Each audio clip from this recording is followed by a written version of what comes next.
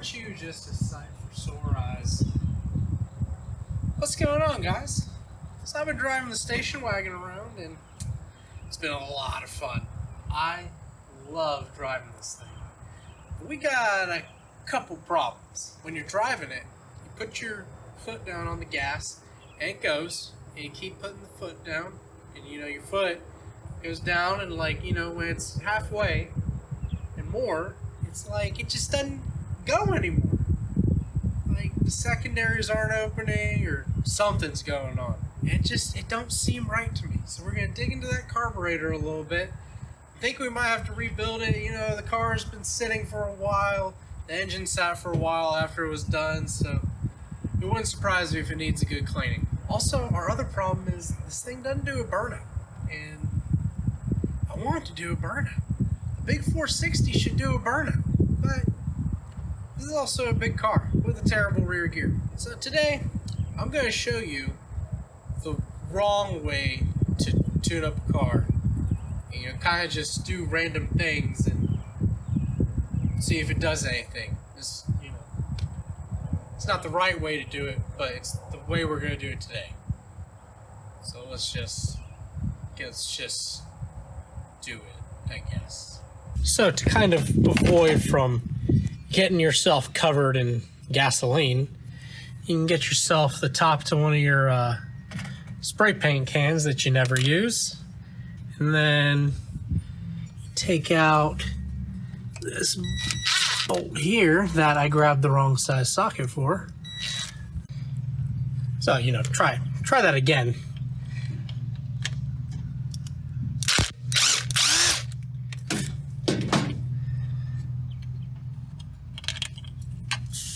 Oh, and just pour it right onto the intake instead of in the cup.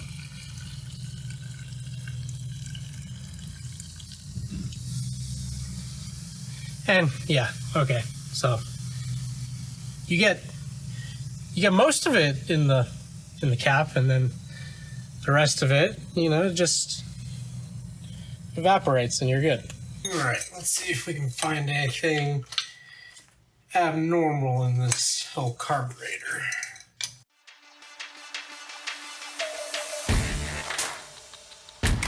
So already I found one thing.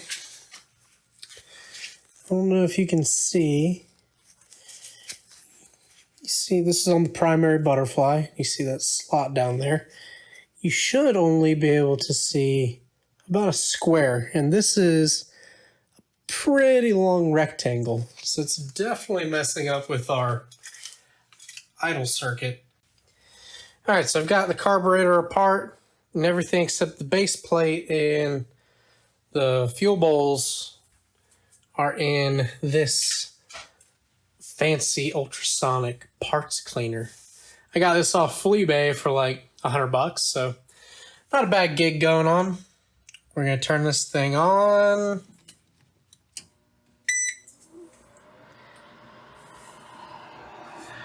We're gonna set it to, probably set it to 80C. And we'll do timer for 20 minutes, maybe 30. We'll do 30 minutes. And it's pine sol and water. I'm boiling the water right now to kind of help it heat up, because I don't know if this thing's going to heat up to 80 degrees Celsius. I mean, that's a little crazy. So it's 1-to-1 water and pine sol, and yeah, let's get to it. All right. Put my boiling water in there and, maybe overfilled it a little bit, but we're just going to ignore that right now. And now we'll start it for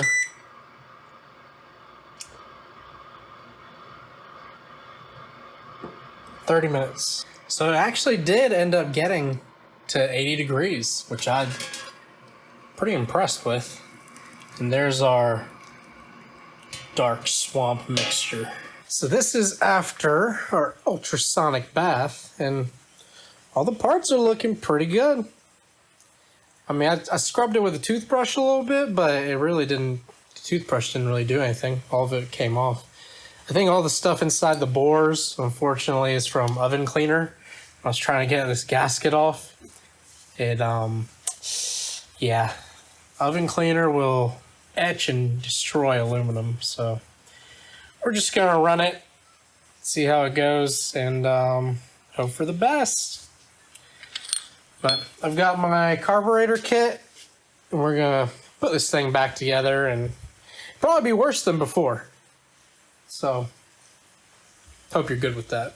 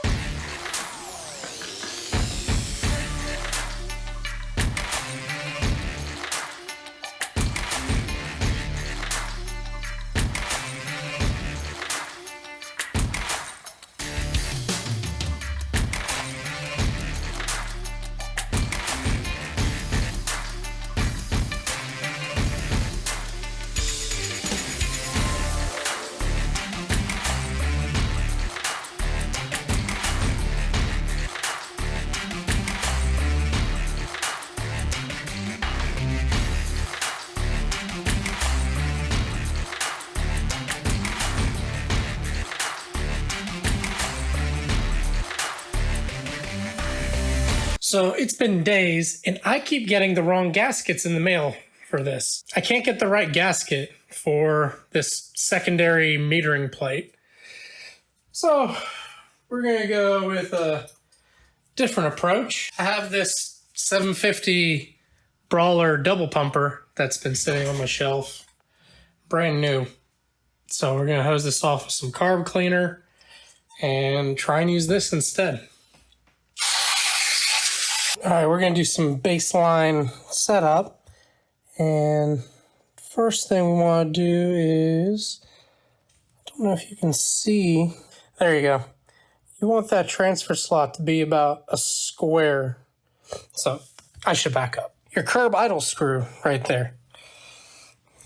You turn that in and out until that transfer slot is a little square back there. And then we'll also go around to all of these idle mixture screws and turn them a turn and a half out. So I'm going to run this one all the way in. Then go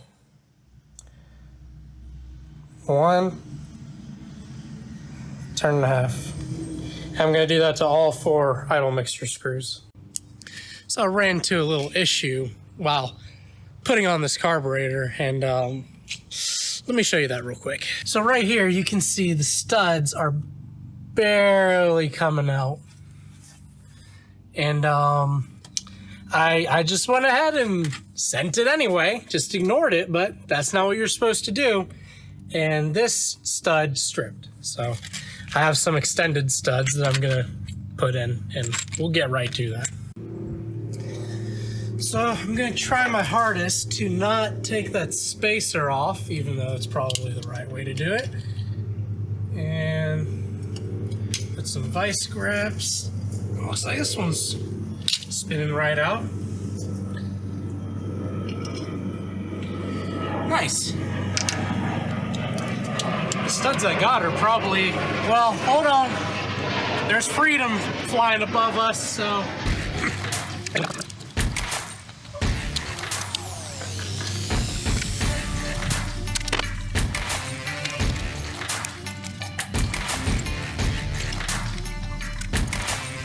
So here's what we're gonna do to drive these studs down.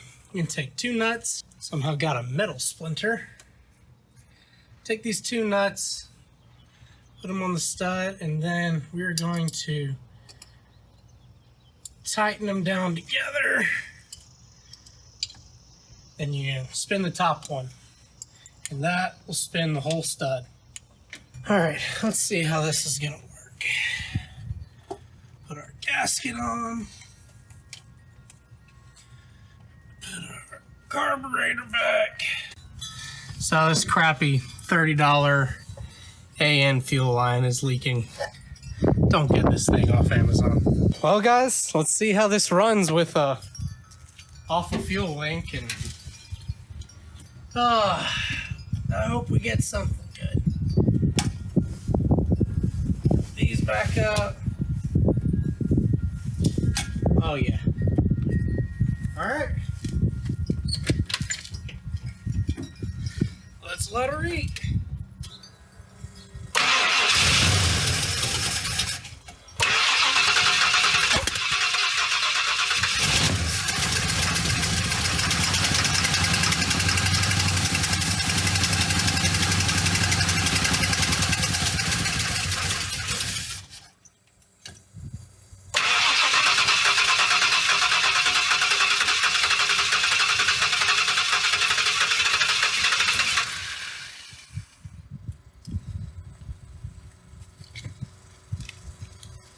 Let's see if it doesn't like this choke.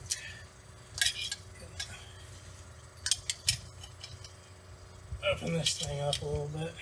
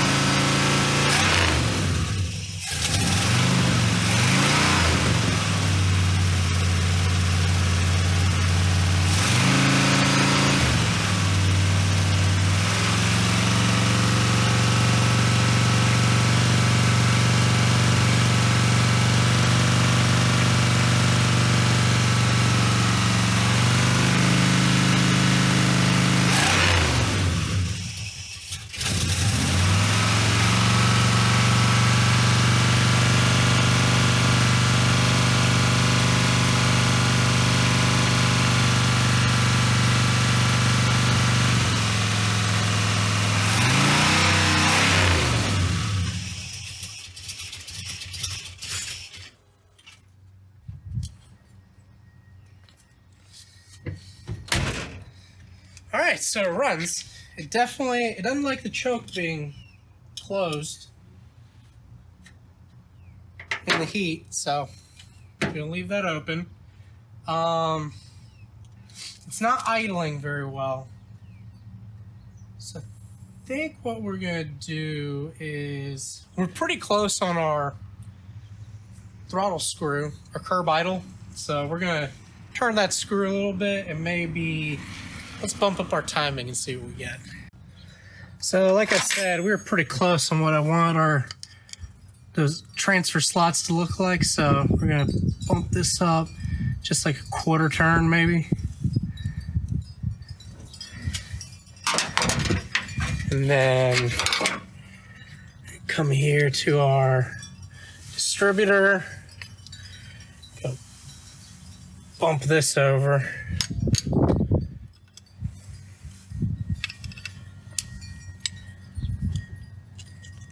Well,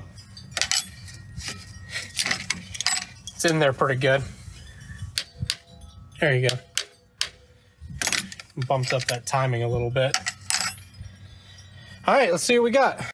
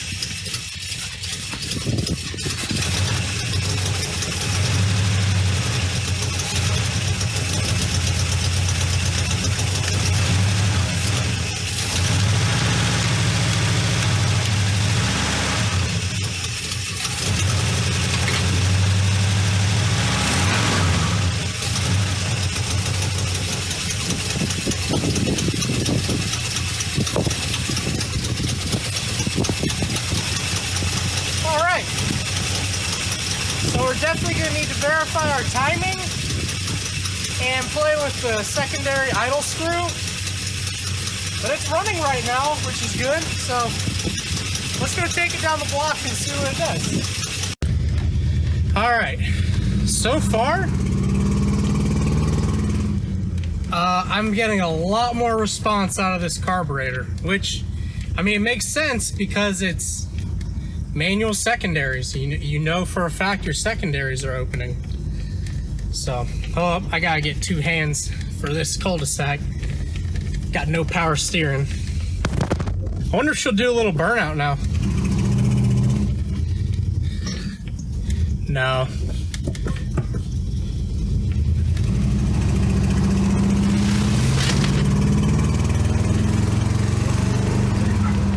No burnout, but runs good. I mean, it probably is running pretty rich, but at least I've got a little bit better drivability. I would rather have that vacuum secondary carb on here, but I'm just tired of waiting for gaskets. So definitely noticed a little bit of drivability improvements from that mechanical secondary carburetor, but I think that's just the nature of a mechanical secondary. You're getting more fuel, and so you're gonna be a little touchier. I think that vacuum carb is gonna be more efficient for me on a big heavy car and, you know, a big engine. So I don't know. We'll see. We'll see how long it takes for me to find the right gaskets for it. That fuel line is gonna be a big issue leaking. I mean, it's leaking real bad. Cheap. I mean, I hate those dual feed lines. I've never found one that doesn't leak. So I'm going to show you what I'm going to replace it with that I did on the vet cart. So for the vet cart, I got these, I think they're brake lines. Brake lines that I just cut and screwed into the bung. So I'm either going to do that, or Mr. Gasket makes a barb that'll screw in here, and then we'll be good to go. So I think while we're at it, we're gonna go ahead and replace this distributor. Got a nice fancy Ultrasonic unit that we'll use. I remember during the dyno session, he was saying something about the vacuum advance, and maybe that's our problem. Maybe it's not getting the right mechanical advance. Every time I do something on this wagon, it's more and more believable that this thing has 64,000 or 60 whatever thousand original miles, because that was a numbers matching distributor. All right, a couple days later, a couple outfit changes. You know how it goes. I don't have time, so I make time when I can. Distributor's in, pretty sure it's on number 1, cleared up the timing marks. And now we're gonna try and time this thing.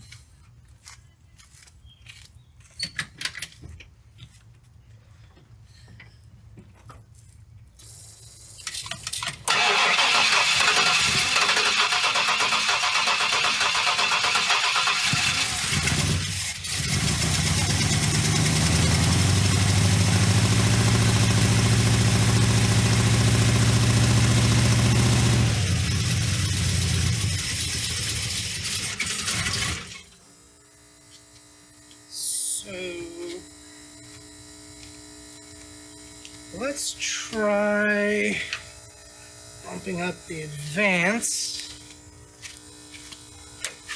to get it to run. This way we'll know if I need to get into the carburetor. So try counterclockwise or clockwise, or I don't know, one of the ways.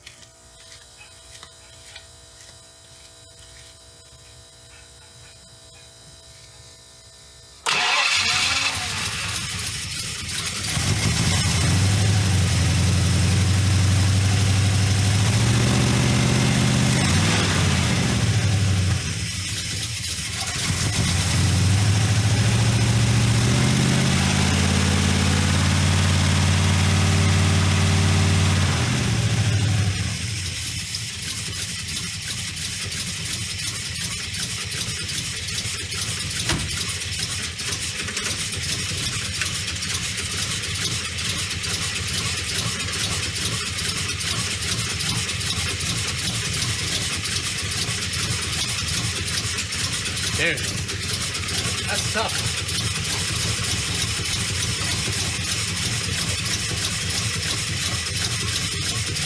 That's about 12 or 14.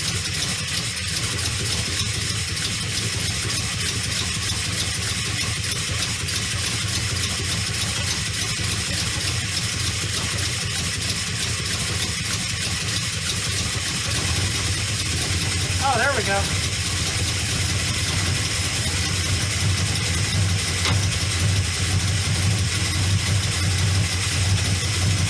That's about 14 or 16 right there. We were all the way down at 0. Turn back this idle screw.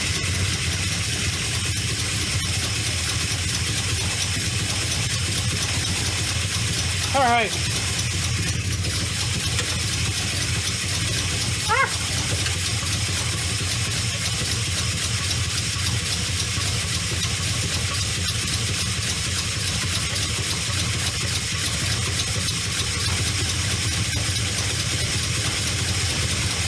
Oh, you know what?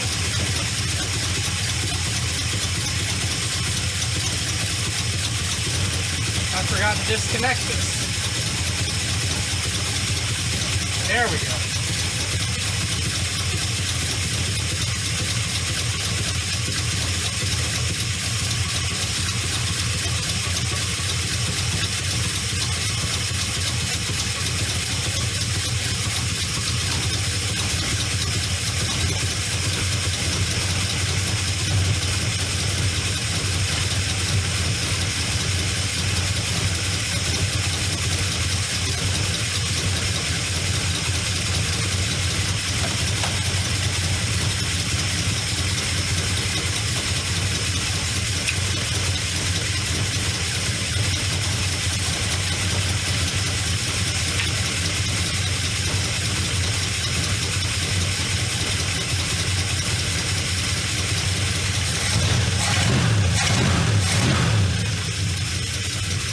That's about 12 or 14 degrees.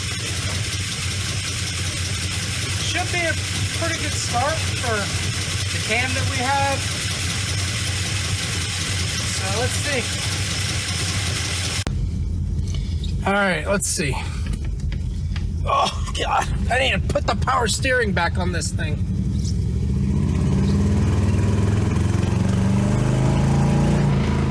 Oh, hey. That sounds better. It'd be nice to know what kind of total timing I'm getting, but I know it doesn't look like it, but it's like 8:30 here. You know, people are starting to put, golly. Need arms like Schwarzenegger to drive this thing right now.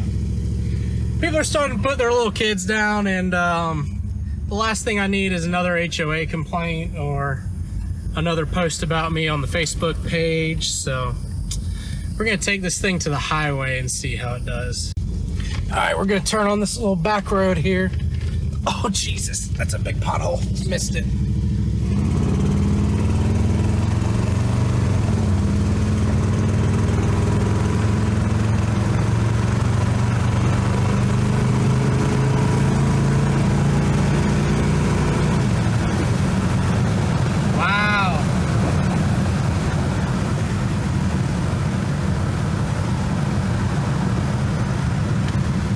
Honestly, that gets up a lot better than it did before. I mean, you can just smell that this thing is running rich. That 750 double pumper is just too much for a car this heavy. I mean, you really need that vacuum secondary, I think, with this car. But we can tune it up and jet it down. We'll save that for another video. Right now, this thing is running great, so I'm happy with that. Well, that's it. I'm pretty happy with the way it drives. I think I was, I've been setting the bar a little too high for this beast. I want it to be a big burnout machine, but it's not. It's a cruiser. I hear 450 foot-pounds of torque. I think roasting tires, but the truth is a lot of that is getting eaten up by that big old honking C6 transmission. And also the 275 rear gear does not help that situation. So as a cruiser, as a driver, this thing's awesome. I'm happy with it. We'll have to tune up the carburetor another time. Maybe put a AFR gauge in there and see what we're looking like. Maybe I need to step down from that 750. Maybe I need to go back to that vacuum secondary carb. We can only find out these things if we do it. So I'll see you when we're doing it, I guess. Thanks for watching, guys. Thanks for subscribing. And remember, go get those revs.